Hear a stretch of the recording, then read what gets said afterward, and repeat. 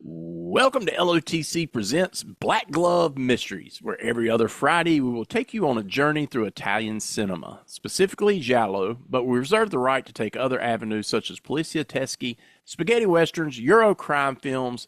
Either way, you will hear and now see us talk Italian cinema.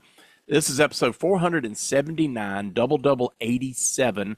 I'm your host, Greg Mortis, along with Ian La Punelli Urza. What's up, Ian? You'll find Naples is full of surprises, like a virgin. This isn't the right time to talk about sex. Keep your mind on the road and try not to lose them.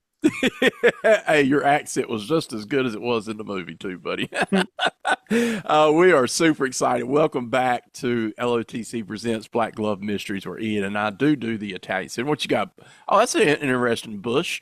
Bush Light Apple. Is that new? I've never seen Yeah, that. they release it. I think they've released it seasonally for the past couple of years. It's Okay. basically your kind of your frat boy beer, but I kind of enjoy it. So Yeah, I've never seen that one. That's pretty they interesting. released Bush Light Peach for a few years. Now they're doing Apple. I think they may do them both actually, but I'm not entirely sure. Pearl would probably love the peach one. I'm pretty sure she would love that one.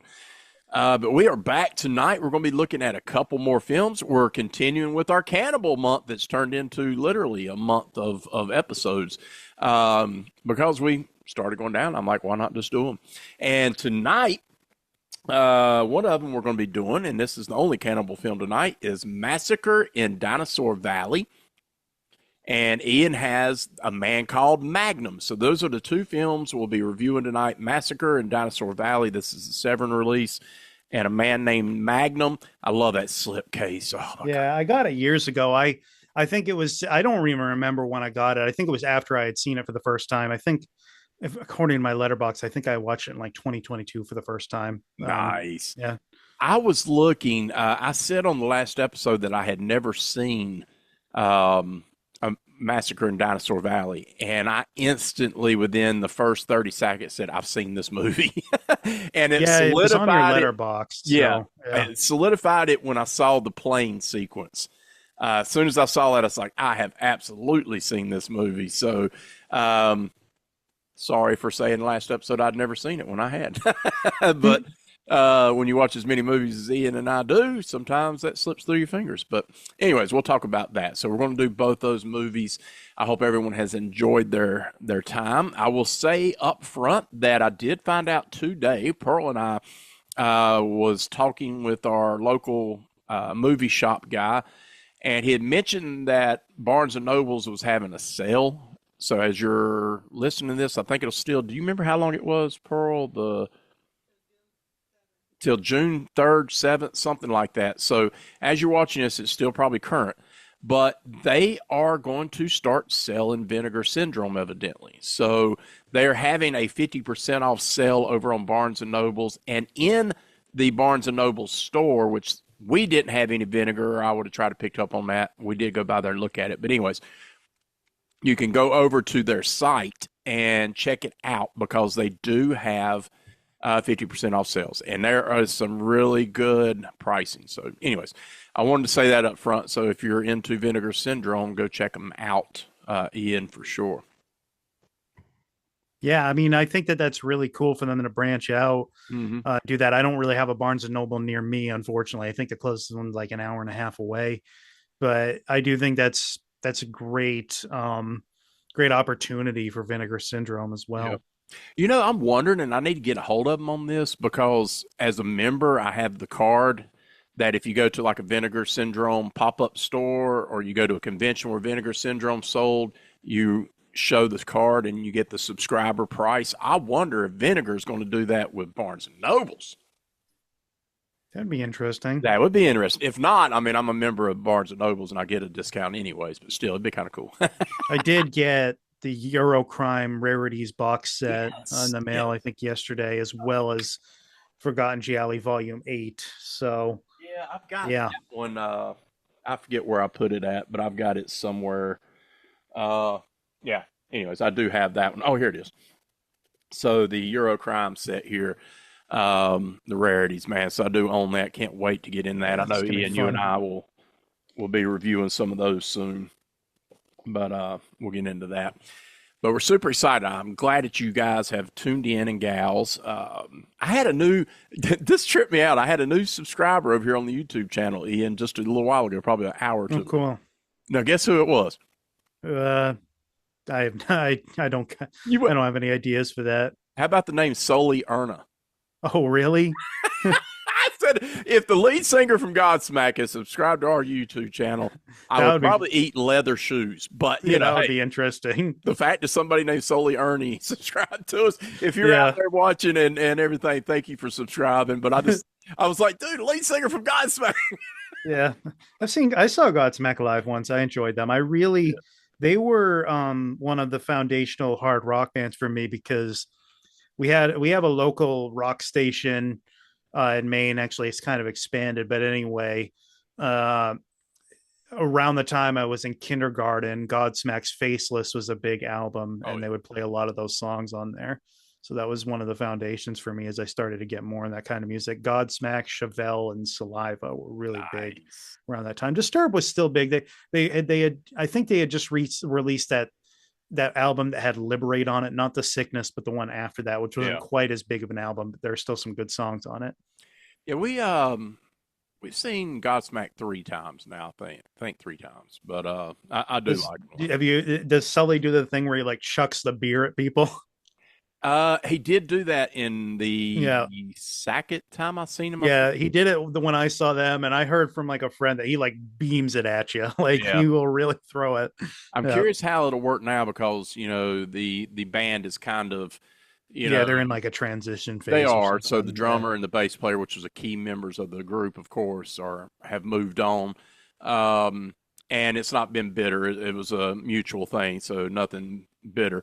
But anyways, I wonder how they will work that in because I know with Sully being he could drum, and him and the other drummer used to do the drum solo, drum offs, which was awesome. I don't know how they'll do that now, but anyway, love me some Godsmack. But anyways, we're into Italian cinema, and we're going to be looking in a chronological order as we like to do.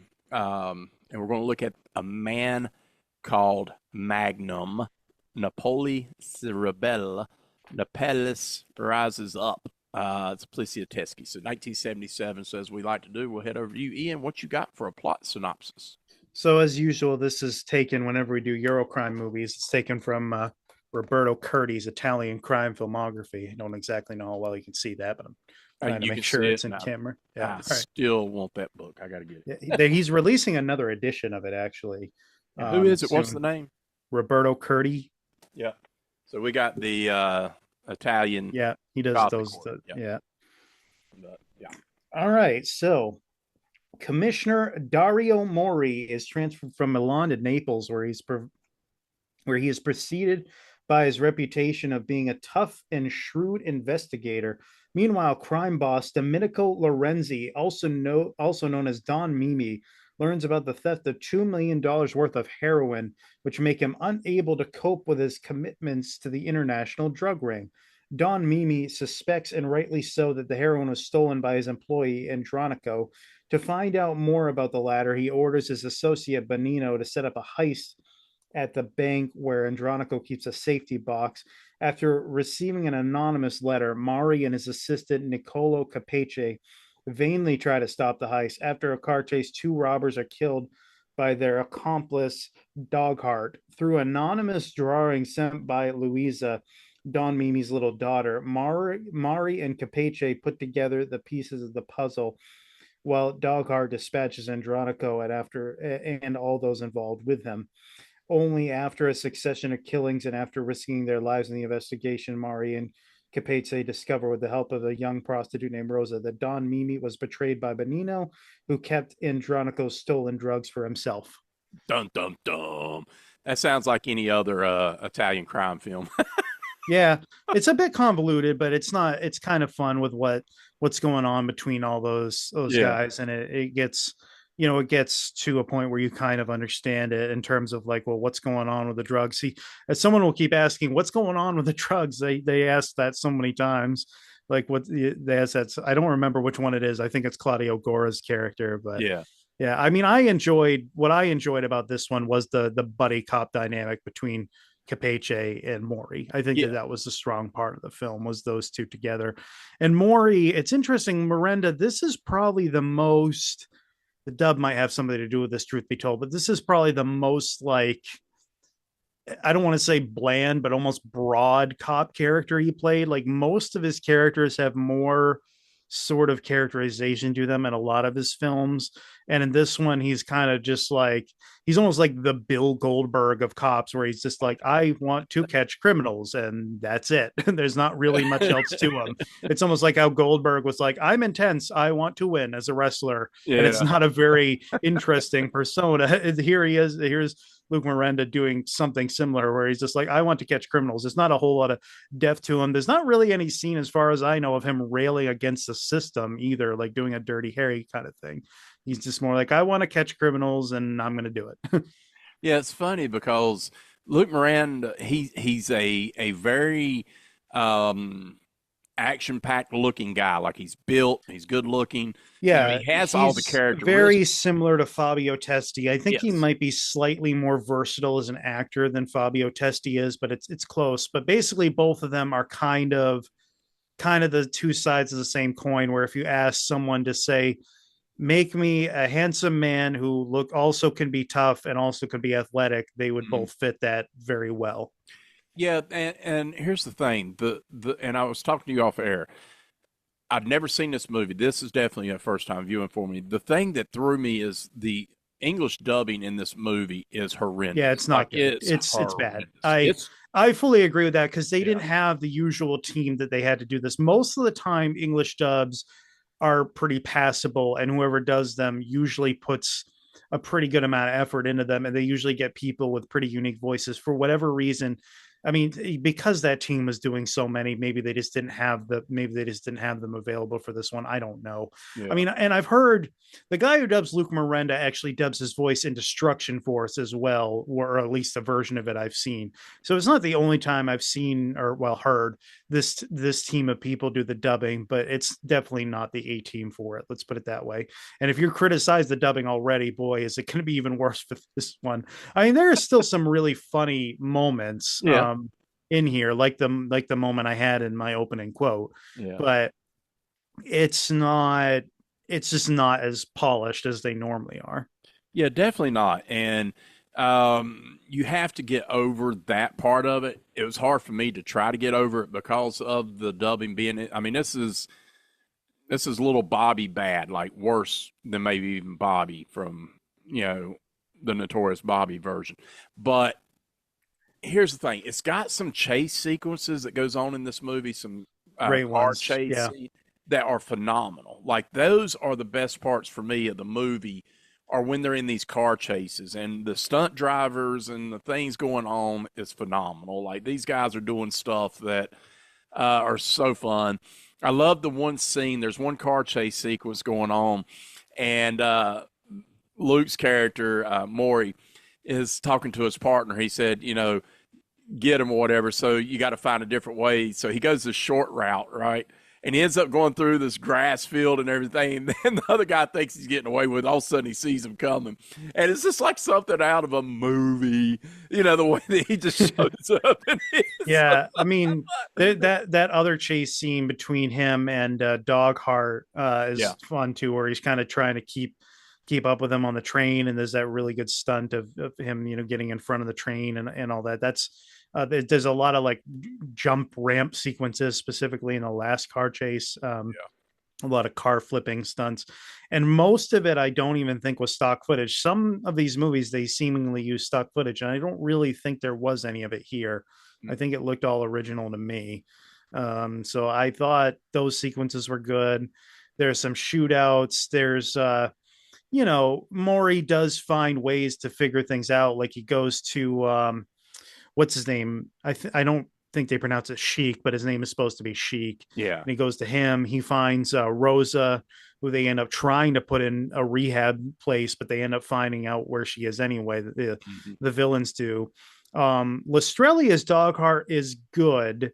he's not necessarily your best Eurocrime villain, but he fits the bill of like that Eurocrime villain who's, ruthless, sort of crazy, doesn't do anything quite enough cruel to put him in the conversation for one of the best ones, but he's pretty good as far as that goes. And Claudio Gora is interesting because he's kind of playing that Richard Conte role, sort of that mobster who seemingly has some morality or someone he cares for, meaning his is it his granddaughter or his daughter? I can't remember. It was Um, his the girl. daughter. I'm pretty sure Yeah. his daughter. But anyway, there's that aspect to him, and I think he plays it well. And we've seen him before. He was in Mad Dog Killer as Richard Harrison's father in that movie. But yeah, this one is pretty good. You've got Nello Pazzafini showing up as a villain for like 2 seconds, as he always does, where he stabs Sheik in one scene where he's Yeah, like, "Give my regards to whoever." yeah, But that's really the thing, is you have that story with the criminals about the ripped off drugs and who's really against each other, and then you have the two cops investigating and their relationship. And even the first time they talk, like there's some tension between them, where Maury obviously has a no nonsense approach, so he basically in one scene tells him like, stop joking around or something like that. I can't remember what he says one of yeah. those times, but it's something to the effect of that. So I like their dynamic, and I think that there's some good shootouts along the way, some really good chases, as we've said. There's Mm. not many dull moments. Like, it's not the best Eurocrime movie, but it is a pretty good one. And if it had a better English dub, it would probably be better. I'm curious because No Shame released this just about 20 years ago, and I'm wondering if there will ever be someone who tries to do a better restoration of it. We should note too, Michele Massimo Tarantini, the director, he died, I think, maybe a month ago. It He was fairly did. recently. April. Yeah. Yeah. And he was Sergio Martino's cousin. Luciano Martino, I think, produced a lot of these movies. So I almost wonder if it was a thing where if Sergio Martino was too busy or something, they would just have Michele direct the movie or something like that. Right. That's possible for sure. Have you ever seen Women in Fury? Uh, No, okay, I haven't either, and that was directed by Michele, but he was under the name Michael E. Riddick. I've seen one of his sex comedy films. I think it has something Brooklyn in the title, or New York or something. Is it Police Woman in New York or something? I think is what it's called. I believe it It's one with is. Edwidge Fennick. Yeah. He directed a lot of those films with Edwidge Fennick as a star because, again, he's Martino's cousin, so I assume he just got whatever Martino passed on, or something like Right. that. Yeah. Looking at it, the Sword of the Barbarians. There's a few other ones in here that he's done. I would definitely, the one that I just mentioned, Women in Fury, definitely looks like one of those female prison Probably. movies. Looks like It's maybe not one of some the genre. Emmanuel movies, is it? Don't think so. Feminine and Fuga. Um, Actually, it looks like, yeah, definitely like a female prison in a jungle situation. Hmm. Looking at some screen caps here, I'm like, yeah, this definitely looks like something right up my alley. So that might be something I'll try to search out. But here's the thing: I just seen now, because of the two movies we're doing, they're both from the same director. So I've seen two of his movies now, and I got already a flair from his '77, and then of course Massacre in Dinosaur Valley, which is what 1985. So a few years jump. Um, I get a pacing with him. Like, he has this certain pacing about him, good or bad. You know, there is a noticeable way that he films that I figured out fairly quickly. Good or bad, I thought it was a decent job. We'll get into Massacre shortly, but with this one, I was entertained enough when the action sequences were taking place. And as you mentioned, it's not one of those that has a lot of slow moments. Once that initial chase sequence happens, it stays pretty to the wall. There's always a little something going on. Um, like many of the Really crime like the movies, it's always score as about the well. drugs, it's always about the heroin, it's always about the smuggling, and the way that they took Rosa and they drugged her up and kept her kind of hostage um, was different. Well, it wasn't different, but for me, it was like, wow, okay, so that's how they're doing that. And very attractive young lady, Sonia Vivani. Um, Yeah, I thought the Yeah, cast she was was a good. glamour model apparently, which is You can tell. understandable. You can tell. Yeah, yeah. But I I thought the really liked cast the was good. score too. The Yeah. score was awesome, like Hmm. very disco-y, and it had a recognizable theme as well. I thought it was actually a really good score. Yeah, Franco Caponino. Yeah, And I thought also the cinematography, Sergio Rubini. The cinematography for 1977, and there's a lot of these chase sequences and stuff. They kept doing this little cut back and forth when they're racing or going down the streets where they're showing the gear shifting and then they're seeing the streets and the gears shifting.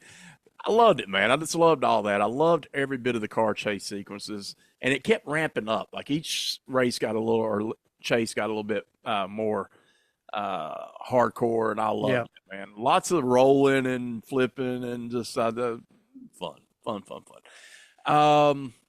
Titanus, of course, released this in which they did a lot of those Italian Yeah, I love films. that logo, like the I do harp or too. whatever it is, and the Yes, yeah, it almost like with Toho with Japan, and then you got this one. They're those logos, kind of like Canon films and stuff, where yeah. you just get kind of excited. I love those. Janus Films does a lot of Japanese film. Janus, those different ones are just making me so excited. Well, they do.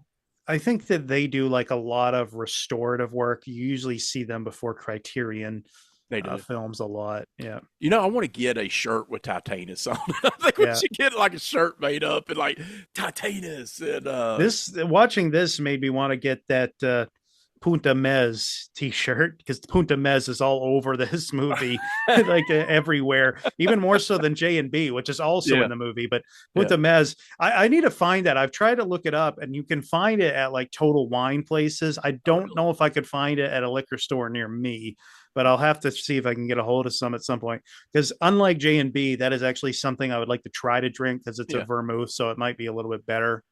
Uh, Send me the image or something, and I'll look at our total all wine right. store. If I find it, I'll try to ship you some of it. Isn't Cool. is that legal? Yeah, yeah, I'm sure Yeah. it is. We'll just keep our mouth shut on that one because I don't think it is. But All five people just saw this, and they, yeah, you can, we'll meet somewhere, and I'll drop it off. yeah, exactly. There we go. There we go. That's how we'll do it. But 101 minutes long. Did it feel long to you? Um, no, not. I think the other movies have felt longer. Yeah. I thought this one was fairly well paced.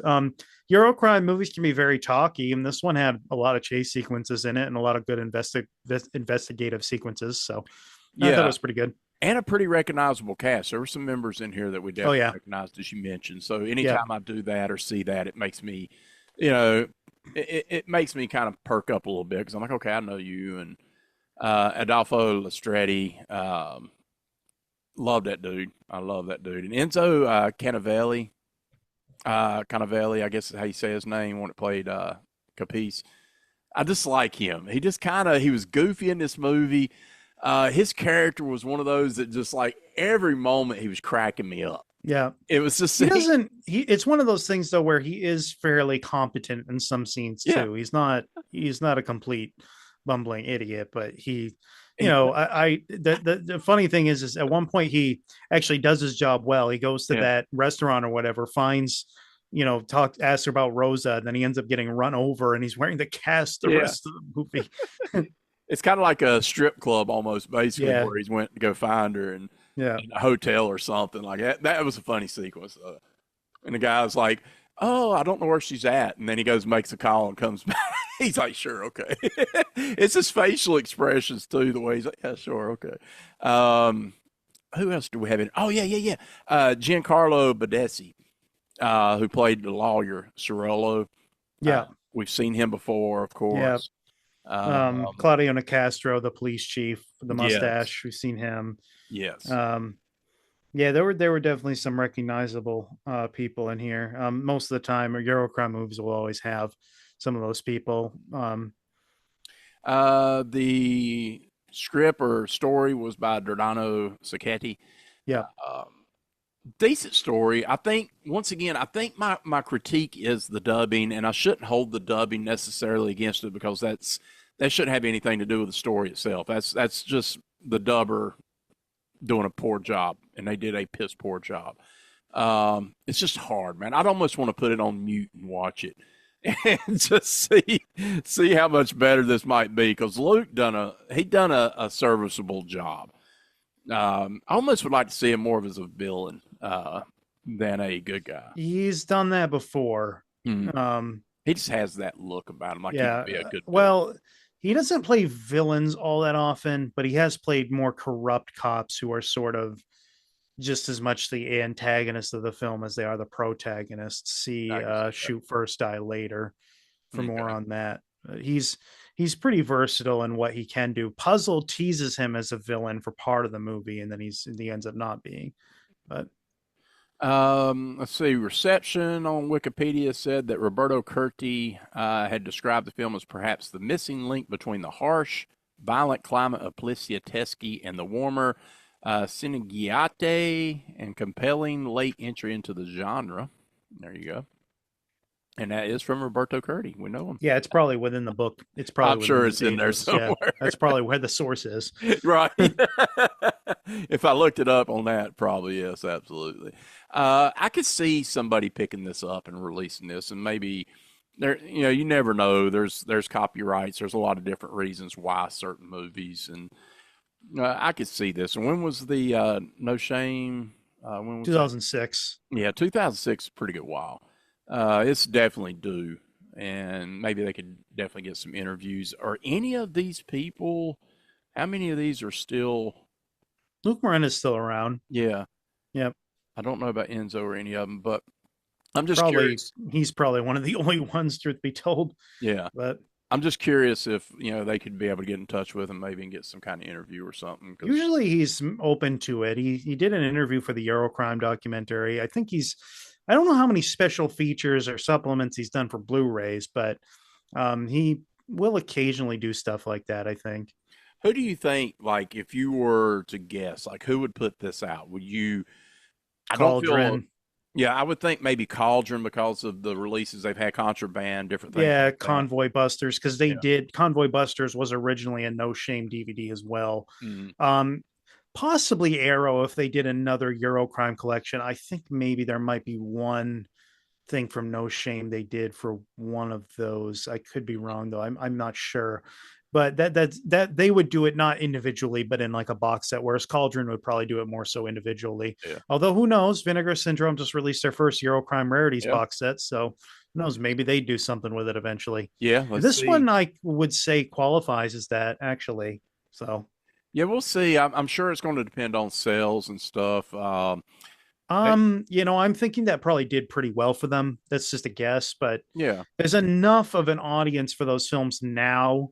I think 5 or 10 years ago, well, certainly 10 years ago, companies were a little more hesitant with those films because the issue with Eurocrime films a little bit is they deal more so with the politics and the locales of Italy, and I Yeah. think that can be sometimes pretty hard for people. Plus, they don't really have that big crossover actor, Mm, right? They don't have Clint Eastwood. So it's one of those things where I think people have had a harder time latching onto that genre unless you're a big genre fan. And it took me even time to do it a little bit. It was yeah. gradual, my interest in it. So I do think that genre it would still be behind it would definitely still be behind spaghetti westerns as far as interest goes, Yeah. probably behind giallo and horror, and maybe behind the post-apocalyptic films as well, because those definitely have a big cult Mm, because of riff tracks and MST3K and stuff like that. And I think they would be behind those in terms of popularity. I mean, the cannibal films maybe, but those are more infamous than they are like liked. yeah. So it just kind of depends. Whereas these films, they're starting to gain traction, but I don't know if they'll ever reach like a really big audience because of that. Like I said before, where they're so ingrained in Italian politics and culture and locations, as well as not necessarily having like a big crossover actor.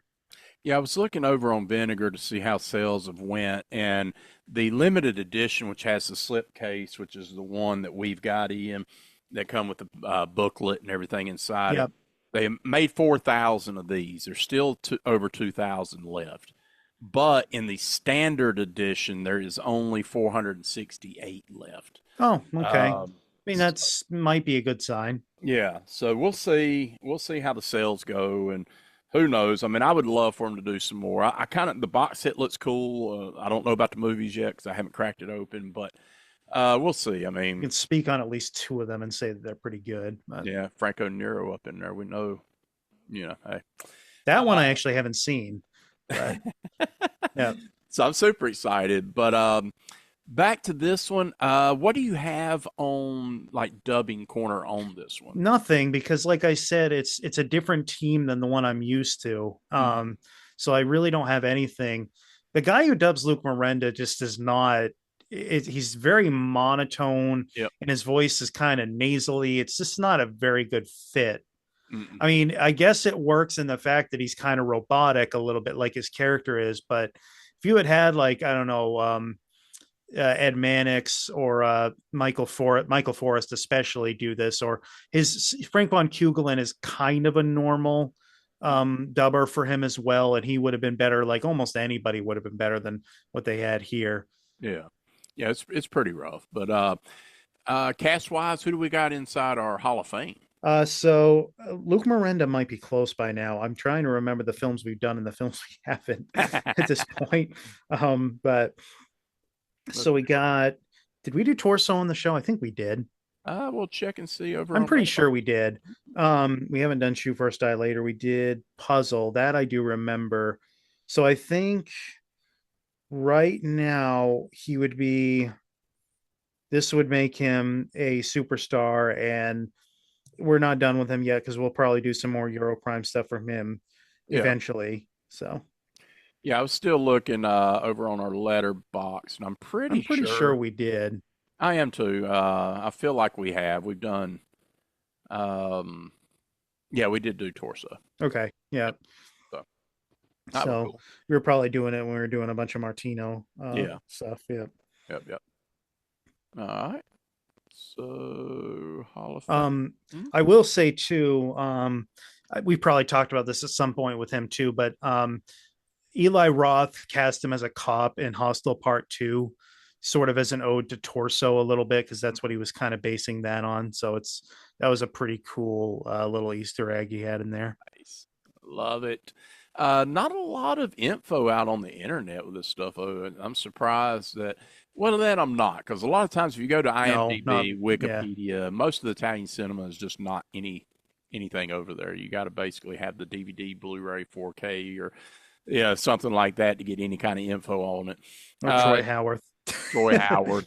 What kind of features did your DVD have? I think it did have a commentary with Tarantini.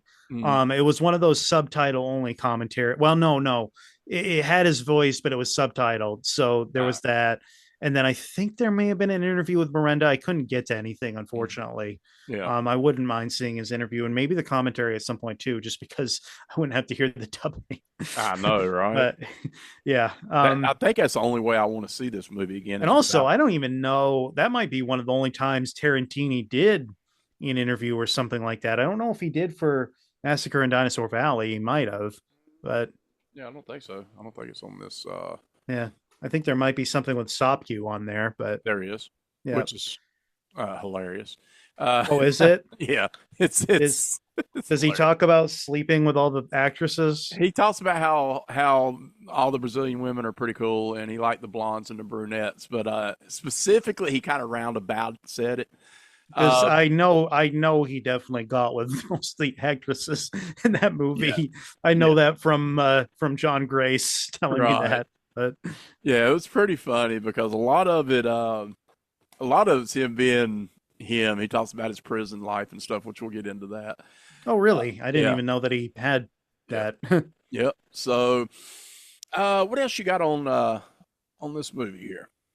Not much I can think of. I do like the scene where they shoot the water barrels, like when they're all hiding in the barrels and he Oh starts yeah, shooting them, they come out. That's a pretty yeah, yeah. fun that's a It's pretty like fun one moment. shot, two shot, three. I think there may be more because we got kind of sidetracked. So I don't think we've seen Enzo Cannavale in anything else, not yet anyway. We might see him in more stuff eventually. Mhm. Ferdinando Marullo, who played Bonino, who's sort of the other betrayer. He was in What Have They Done to Your Daughters? So this would make him an all-star. Claudio Gora, we saw him in Seven Bloodstained Orchids, as well as Mad Dog Killer. So that would make him also, that would make him a superstar actually. Um, and then trying to think of anybody else. Claudio Nicastro, the boss, Rome armed with the teeth, aka the tough ones. So that also that makes, yeah, he's another superstar. Who else do we have here? Club Bouncer. I did want to look at him real quick. Mm. Nope. Where is Nello Pazzafini? There he is. Got Nello Pazzafini, Seven Bloodstained Orchids. And that might be, is that it so far? No, Endgame, High Crime, Rulers of the City. So we got a Mad Dog Killer. So we got him probably as a, yeah, Hall of Famer, background Hall Wow. of Famer. Yeah. Wow.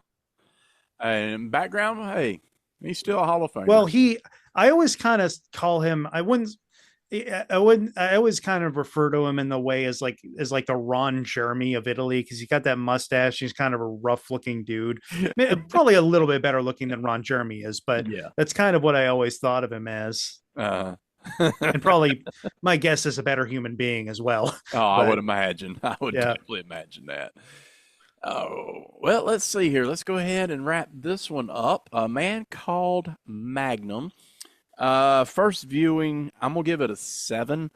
Where you come in on this one? 7.5. Okay, so 7.5 for Ian. Cool. All right, so it's time to get into our last review of the night, and we do not have no calls tonight. So this is just Yeah, gonna my be our. dad's been busy. Okay. He's been on like jury duty and stuff like Cool, that, so cool. he just didn't have time to get to anything, unfortunately. Hopefully, it would be cool if we got something on Massacre in Dinosaur Valley. Although G Reg did talk about it in one of his calls previously, so he had watched Actually, it. yeah, actually, I got to look at that because I may actually have a call of his. Well, did we play that I voicemail? think we did. I'm pretty sure we did. Yeah, we Yeah, did on the last episode. Duh. yeah. Because I had suggested this film to him before we Yeah, ended up doing it. So yeah, that's right. I'm sorry, G Reg. We did. We did. Let me make sure we don't have any. Yep. Okay. So, next review is Massacre in Dinosaur Valley. This is the Severin Blu-ray release. Nice little release. I will give it that. I got the cool artwork. I thought the artwork was awesome. It does come with the Valley Boy interview, actor Michael Stop Q. Sopke. Thank you. And then Lost in Brazil, which was the interview with co-writer Dardano Sacchetti. So, and then you got some deleted. I did not watch the deleted or the other scenes. I did watch the screenwriter. What a weird career for Sopke, right? Right. Just ends up in four of these Italian films, does Yeah. nothing else. It's very, Yeah. just I, what, it's so there's a reason strange. behind that too. I will give you the reason behind that. Okay, It yeah. was I in the mean, special feature. I'll probably watch the interview at some point just because I've always kind of been fascinated by him for some reason. Like he's just it's just one of those things, like almost like Daniel Green, although Daniel Green at least has done some other stuff besides the Italian films. He's best friends with the Farrelly brothers, so he's in like all their films in small roles. But it's I just Sopke just being in these four films and kind of just vanishing and doing whatever is Yeah, it's just really fascinating to me. that's Um, right. I was just going to take the synopsis from the back of the Yeah, go Severin. ahead. Massacre in Dinosaur Valley, aka Nudo e Selvaggio, Naked and Savage, also known as the Amazonias and Cannibal Ferox. Believe it or not, Cannibal Ferox 2. There's a little side note about that too. But go ahead, Ian. What you got for a plot? So it says it's been called top-notch entertainment from rock, shock, and pop, a rip-roaring riot of Italian exploitation from DVD Beaver, a weird cross between Romancing the Stone and Cannibal Ferox from the video graveyard. Sorry, that DVD Beaver kind of got me. Now experience the wildest 80s cannibal movie you've never seen, scanned uncut in this 4K from the original negative. Michael Sopke from Blast Fighter and Killerfish, aka Devilfish, aka Monster Shark, Mhm. stars in this as this cocky paleontologist who crash lands into a jungle held chock full of fashion models, graphic violence, rampant nudity, and tasty gobs of flesh chomping mayhem. Marta Anderson from Bear Behind Bars co-stars in this Formaggio Gem from Another Era from Bloody Good Horror, also released as Amazonias and Cannibal Ferox 2, co-written by the legendary Dardano Sacchetti. That BNS about movies says delivers on everything it promises except dinosaurs. And that's the biggest. If you see some of the most gripes on the internet was there is no dinosaurs, What and did it's you like expect with these Italian right, budgets, especially in the mid to late?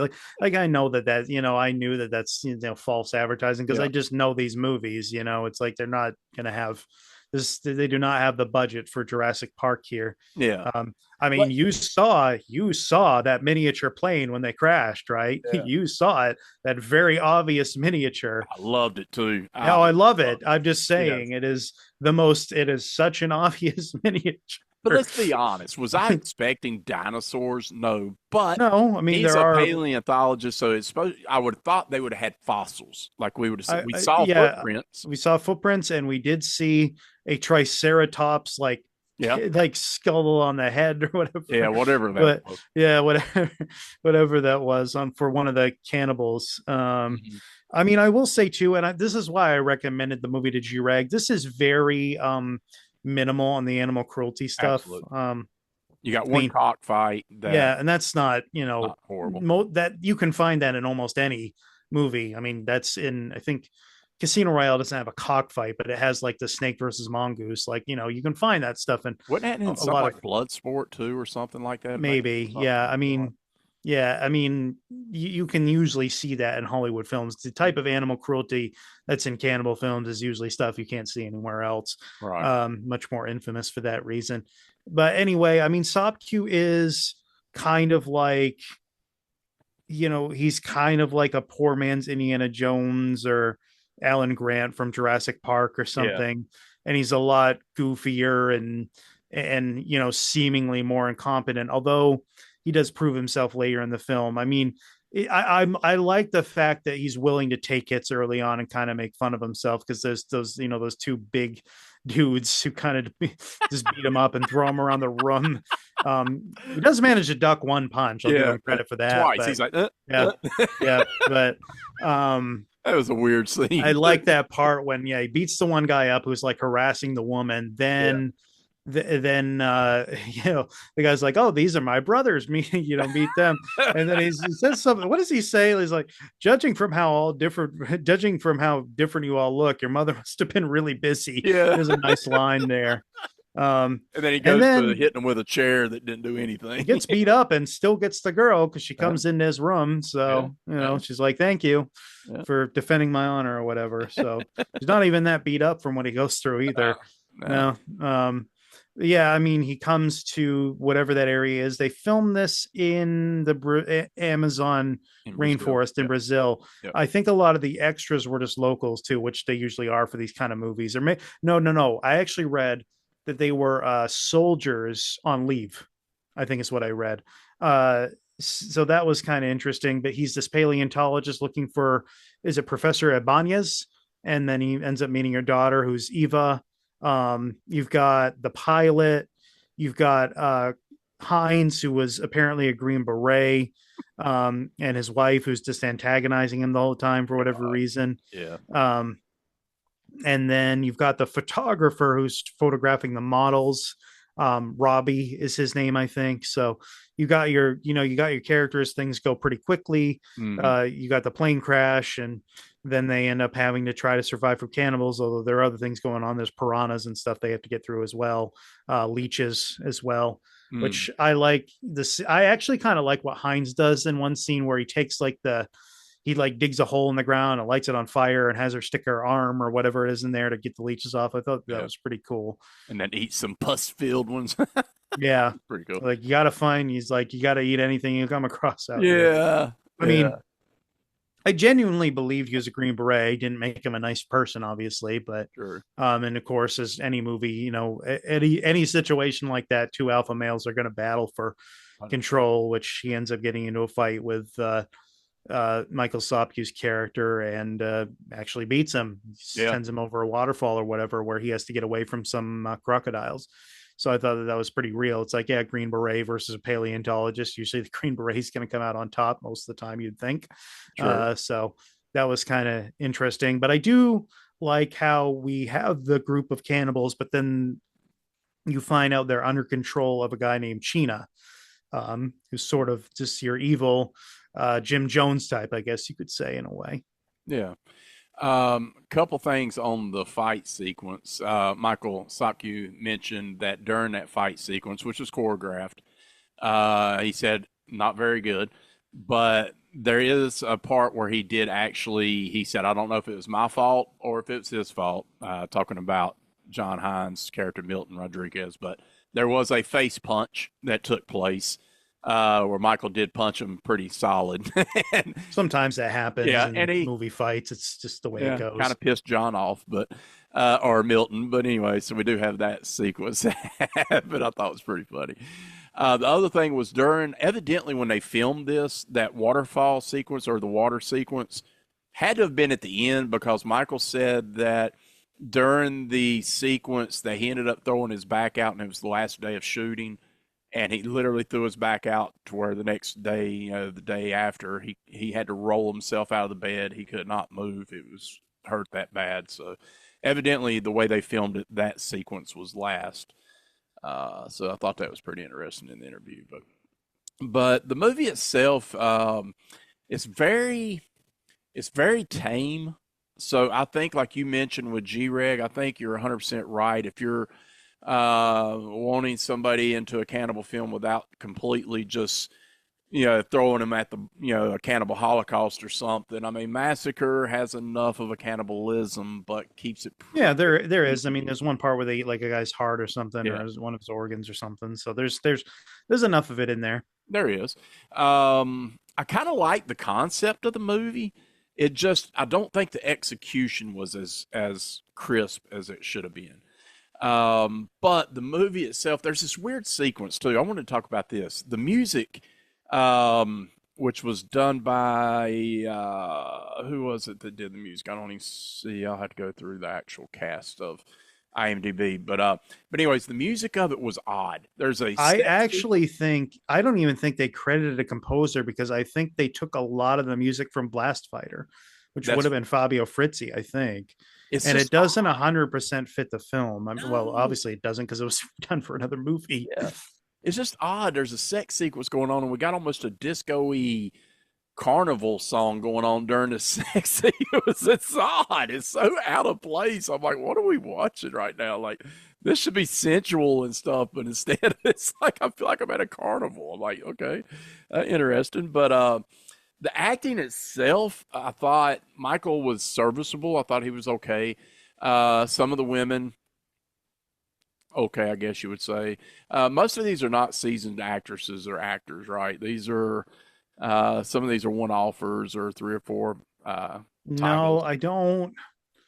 I don't believe I've seen anybody else from this in something else Definitely, I except for haven't. Sopku, Yeah, obviously. Sop Q, yeah, but I don't think I've seen anybody else. So, movie wise, how did you feel about the pacing of this movie? Good. I actually thought it was very good. Yep. Like I said, it starts quickly. You go through the jungle. You get the piranha stuff, so you get other animal stuff involved. Then you get the fights. You get the waterfall stuff. Then the cannibals show up, and it is pretty just rapid fire. Every few minutes, there's a change in scenery and what's going on. So I thought it was pretty good for that. Yeah, Um, 88 minutes long. It's a quicker movie. and I really like kind of what happens when he goes to rescue them with the dynamite and then just him Yeah, blasting away with a yeah. shotgun where he seemingly has infinite ammo, by the way. Uh, I'm like, at a certain point, I'm like, okay, most shotguns do not have more than 8 rounds and they usually take a little while to reload. And I don't see him doing it. Although Sheena does the same thing at one point. He fires like 10 shots from a revolver without reloading. And yeah, what's funny is Sopku ends up calling him out for it at the end of the movie, where he's like, "Oh, you only got this many shots left." I'm like, "Well, he didn't 5 minutes did ago. What earlier. was he doing? Was he doing the GTA infinite ammo Yeah. cheat off screen or something? Like, got Left, right, up, yeah, down. yeah, and like what's going on here? Because he shoots the I don't remember who the blonde woman is, but he shoots her several times, Mhm. seemingly has infinite ammo with Yeah. that gun. Yeah, it's pretty funny. They mentioned, or Michael mentioned in the interview about the shooting sequence that they had a lot of fun with it, but of course they're using blanks, right? There was a ricochet shot that was done and kind of hit somebody, but they were fine. He said there was just a little bit of blood. I think maybe somebody got shot with and they actually kept it in the movie. I think like a red spot or something, like if you were almost like getting shot with a paintball or something. But he said nobody got seriously hurt or anything in the movie. So he said you had that going. The funny part was he said where they filmed was only less than an hour from Rio. So he said they would literally film and then go stay in Rio. So it's not That's like they good were. compared to some of these other Oh, cannibal I know, films where it takes right? them hours to go to their filming locations. Yeah. Yeah, so they literally were like he said it was a jungle but not a jungle. He said it wasn't deep, it wasn't like you would be in the Amazon or anything. Kind So of looked like it too. you could tell, you could kind of tell. But he talked about the moments where he did talk about all the women and the different things. So he said he did have that, and he hinted around. He said specifically one, which was a brunette. So he was definitely with one of the women. But I'm sure, like you said, he was probably with all the women. But I thought one of the things that was interesting was he talked about how he got his career started, and he was in prison, and he got out of jail, and he had a probation officer, and he's trying to find work, and one of them had mentioned you should be a model. So he's fine, whatever. He goes to New York. He tries to be a model. They send him. He eventually makes his way over to Italy, and he sent over to Italy because he needed a portfolio. And they said, you need some headshot, you need a portfolio. So he goes over there. That's where he ends up in that 4-picture deal. He was given a 4-picture deal, and that's why he's in these 4 random devilfish and the other movies. So that was the deal that was made. And then he comes back to the States and gives his portfolio over, and we see that he ends up, what, in 6 movie roles is all he was in or something? Yeah, I don't know what the other movies are that he was in, but really it's like they don't matter Yeah, I for think he being got. real. I think he made like $2,500 or something on one of the movies or something was what he said. For the American ones, or Yeah, no, the Italian. oh, He didn't make very much money. It was that just ain't well, yeah, yeah. I mean, it's not that surprising, And a matter of actually. fact, he didn't get paid overtime. He said, and he actually went to bat on that one. Like you owe me overtime, and they of course didn't want to pay him overtime. He said, "Oh yeah, you remember when you were drunk? We were." Gambling and you said something and he's like no I ain't going there. They have to know you're gonna pay me my Yeah. overtime. Wonder what Uh, he was in prison for, I actually. don't I was know. kind of They didn't curious. really allude to that, I do but remember him telling a story about how he went into a video store in Los Angeles and Tarantino recognized him. It was oh Tarantino's wow, video store in oh like the wow. late 80s, early 90s or something. Well, he did say he went to bat to. He wanted his voice. None of the other 4 movies was his voice No, he was used. dubbed He by did Larry use it Dogan in most of the this one. time. He did fight for this one. He said, "I want my voice heard," so he did put his voice on in this one for sure. But you got 2 attractive women in this one and one not so. You got the one bitchy woman. There was that one sequence that was so odd where the one girl was see through top, because she was wet, and then the other one just happened to have a slit right over her nip. I'm like, really? Like, really? Yeah, okay, whatever. But what did you think overall of this movie, though? What did you really feel about? I had a lot of fun with it, honestly. I really do enjoy it. And I think I enjoyed it the first time I saw it as well. Mm, I think it's kind of a blast, truth be told. It's got a fun kind of combo of action and cannibalism and sort of adventure. A little low on the adventure part of it, but oh yeah. light on the adventure part of it, but still enough of it there to kind of have fun with it. I mean, I really enjoy it. If you're looking for one of the cannibal films to kind of just throw on without really having to invest in much and doesn't have as heavy of a subject matter as some of the other ones do. This one's a really fun one to do that with. Yeah, you could definitely show this to a lot of people other than the nudity part of it. Other than that, you could definitely show this to about any person and they would be fine. So music wise, as you mentioned, is odd because evidently, like you said, it's from other movies and you can tell it definitely does not fit. Cinematography was done by I don't even know who cinematographer is either. Wikipedia has 0 over here on the cinematography. I really enjoyed some of the long shots in this, like when they're, you can see the long shot of the jungle and them on the water and everything. I thought that was there were some pretty well done ones. Yeah. Cinematographer, let me see if I even show it. Like, God, I guess nobody. Edson Batista. Edson Batista did the cinematography on this one. I thought it shot, like you said, it's just well enough. You can tell it's not a deep Amazonian jungle, It's though. odd. It seems like they have a lot of Spanish crew for this, yet it was shot in Brazil, which is not Spanish. So Right. yeah. I thought the piranha scene you alluded to earlier, I thought that was odd because it was a cool sequence, what happens.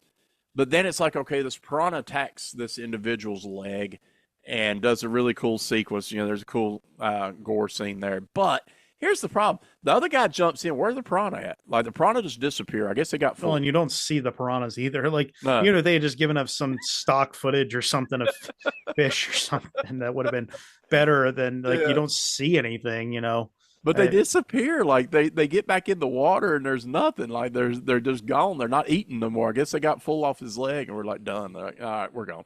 But whatever. I mean, it's cool. At least they showed a piranha sequence. We got quicksand in this movie, so we got some yeah, other elements. that was funny Yeah, when that happened. I like the entrapment where they kind of put up the net and Yeah. they're like, oh shit, you're screwed now, boy. Well, I I thought, had thought, what is he going to do? And it's like, oh, he's going to use one of his last shotgun shells, yeah, shooting it down. It's actually right. really smart. 100%. 100%. Um, Once again, acting was decent in this one.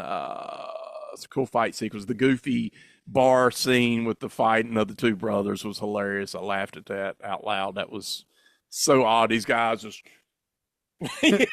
like they're all oiled up. I'm your brother.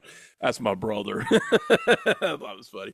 What else you got on this one, man? This is light on. At least you don't Uh, have the animal cruelty and different things, so you got that. so there was more of a dubbing corner for this Okay. one.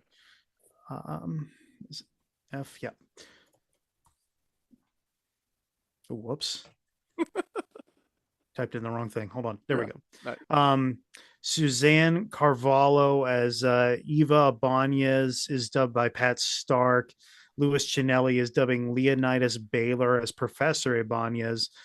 Captain Hines' wife is dubbed by Carolyn DeFonseca.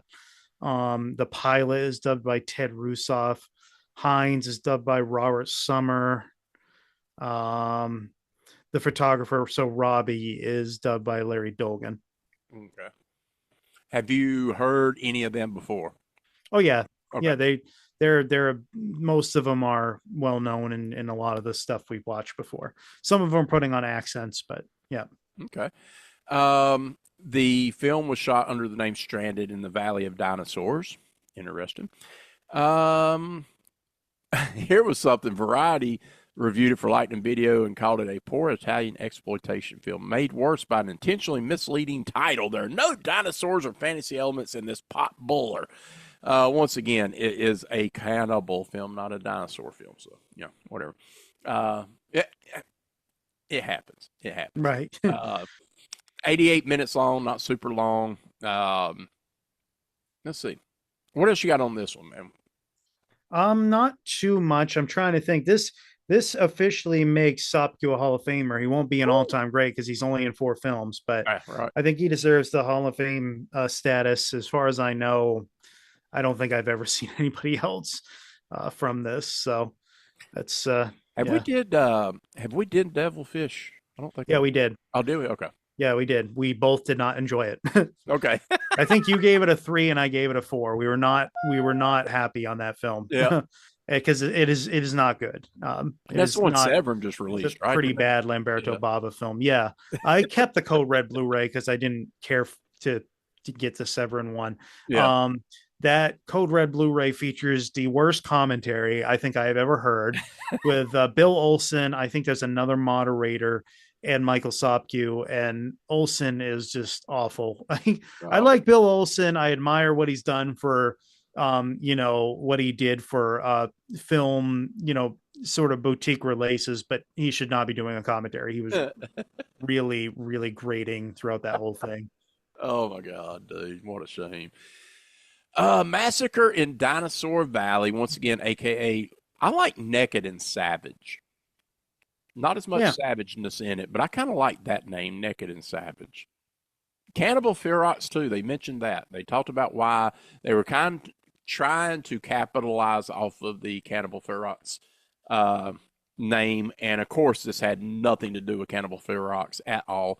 But much like Zombie 2 and different things, they were trying. So I think Massacre in Dinosaur Valley as a title is kind of cool. I think in our era or in the 90s, everybody would have been super excited because they would have been thinking, oh, we're going to get dinosaurs, and then they watch it and they don't. I think people that have watched Jurassic Park and the franchise would look at this and say, oh, man, let's watch this one. Maybe they have, and sadly they don't. But I don't know. So what do you got as a rating on this one? 9. Oh, wow. That might be surprising to you, but I like I said, I enjoy the hell You out of this. really like this one. Yeah. I'm a 6.5. I've actually went up about a half a point from where I was the first time. This is a 3-star over on Letterboxd, so I'm gonna stay at a 6.5. I bumped it a little bit. Maybe more viewings. I don't know. I just like my cannibal films a little dirtier and a little grittier. But it is what it is. It is called Massacre in Dinosaur Valley.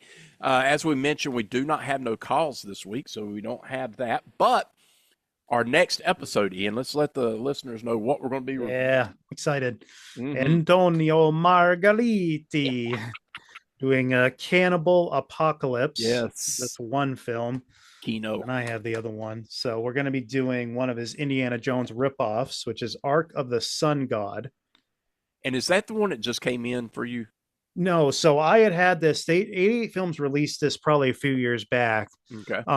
And I did not grab the Severin version mainly because they didn't pour it over the commentary. I think it's Troy Howarth, Nathaniel Thompson, and Eugenio Orcolani. It's at least 2 of those people. Mm-hmm. So I didn't really feel like getting that Severin one, even though it would look nice with the box set and everything with the other 2 Indiana Jones ripoffs that Margariti did. But I was like, I'll just stick with the 88 Films one.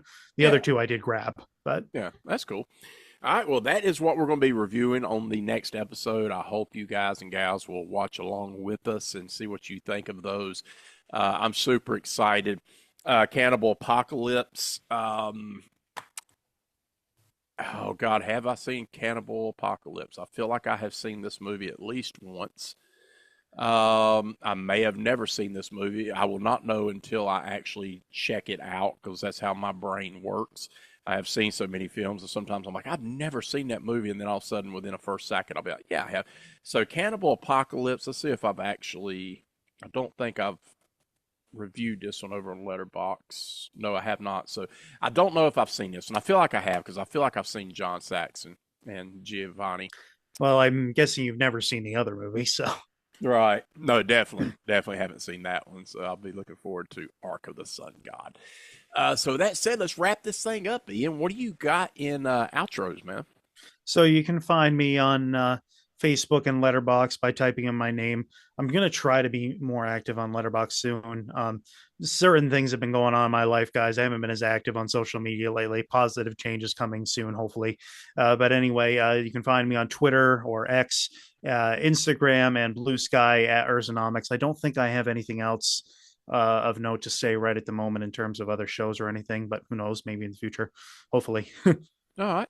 Well, definitely check this out. If you go to landofthecreeps.blogspot.com and you click on the show notes, then you can find these links for Ian and myself. If you will stay tuned, we're going to have Mortis Vision with the Mortises, where Pearl and I are looking at some Japanese cinema. Which one are we doing? Jigoku or Zigoku? So we're reviewing Zigoku and Kwaidan. It looks like Kwaidan. So those will be the 2 reviews. So stay tuned if you're listening, not watching. Watching, you ain't going to see it, but listening, you'll hear it. So that said, follow us at Facebook, Instagram, all them spots. Go over to Letterboxd. Check out Letterboxd. Look up Gregor Mortis, and you can see the list of the movies, everything that we've reviewed over here on Black Glove Mysteries. We have it in there for you to check out.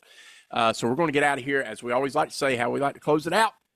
Get your jolly on. And we'll see you on the flip side. Help keep horror alive. One movie at a time, one review at a time. Peace.